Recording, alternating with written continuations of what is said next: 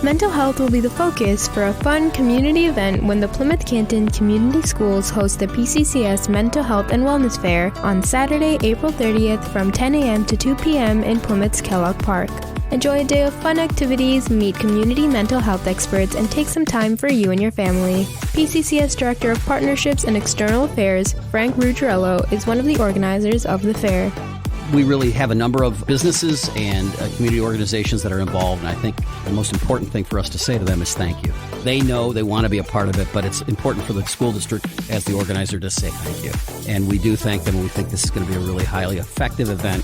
It may have some legs to stay with us a few years. As long as we need it, we're going to continue to do it. The PCCS Mental Health and Wellness Fair is free and open to the public. Make plans to be there on Saturday, April 30th from 10 a.m. to 2 p.m. in Kellogg Park. More information is at pccsk12.com.